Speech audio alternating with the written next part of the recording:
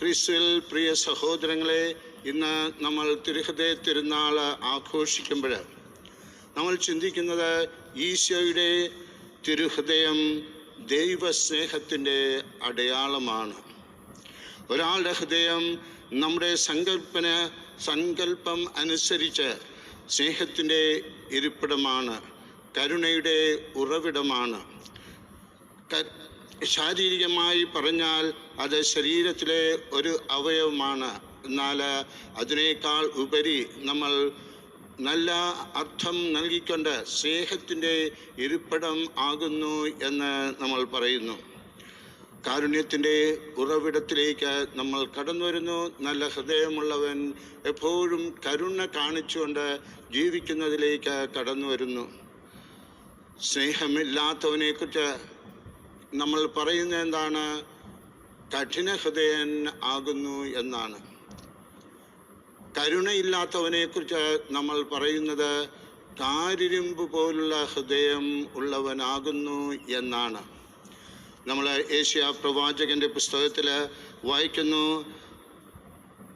54-ാമത്തെ അധ്യായത്തിൽ 10-ാമത്തെ വാക്യത്തിൽ ഇങ്ങനെ എഴുതപ്പെട്ടിരിക്കുകയാണ്: നിന്നോട് കരുണയുള്ള കർത്താവ് അരുൾ ചെയ്യുന്നു, മലകൾ അകന്നുപോയേക്കാം, കുന്നുകൾ മാറ്റപ്പെട്ടേക്കാം, എന്നാൽ എൻ്റെ അചഞ്ചലമായ സ്നേഹം നിന്നെ വിട്ടുപിരിയുകയില്ല എന്ന്.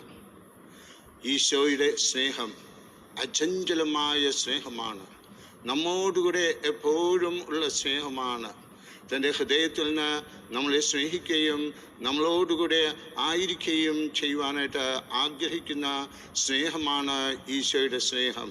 ജെറമ്യാ പ്രവാചകന്റെ പുസ്തകത്തിൽ 31-ാമത്തെ അധ്യായത്തിൽ 3-ാമത്തെ വാക്യത്തിൽ നമ്മൾ ഇങ്ങനെ കാണുന്നു: എനിക്ക് നിന്നോടുള്ള സ്നേഹം അചഞ്ചലമാണ്, നിന്നോടുള്ള വിശ്വസ്ത അചഞ്ചലവുമാണ് എന്ന് ജെറമ്യാ പ്രവാചകൻ പറയുന്നു. അചഞ്ചലമായ സ്നേഹത്തോടുകൂടെ നമ്മുടെ ജീവിതത്തിലേക്ക് കടന്നു വരുന്ന നമ്മുടെ കർത്താവായ ഈശോ ഇന്നും നമ്മോടൊപ്പമുണ്ട്. ഇന്നത്തെ ഈ ദിവ്യബലിയിലൂടെ ഈശോ നമ്മുടെ അടുക്കൽ കടന്നു വരികയാണ്. ഓരോ ദിവ്യബലിയിലും നമ്മൾ ഈശോയുടെ അനന്തമായ സ്നേഹമാണ് നമ്മൾ അനുഭവിക്കുന്നത്.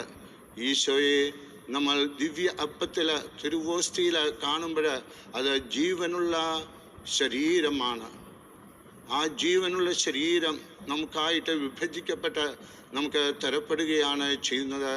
ആ ദിവ്യ അപ്പം സ്വീകരിച്ചുകൊണ്ട് നമ്മൾ സ്നേഹത്തിൽ വളരണം എന്നാണ് ഈശോ ആഗ്രഹിക്കുന്നത്. ഇന്നത്തെ ഈ ദിവ്യബലിയിൽ പങ്കെടുക്കുമ്പോൾ ആ വലിയ സ്നേഹം നമുക്ക് അനുഭവിക്കുവാൻ സാധിക്കട്ടെ എന്ന് നമുക്ക് പ്രാർത്ഥിച്ചുകൊണ്ട് കരങ്ങൾ ഉയർത്തിക്കൊണ്ട് കർത്താവിനെ സ്തുതിക്കാം.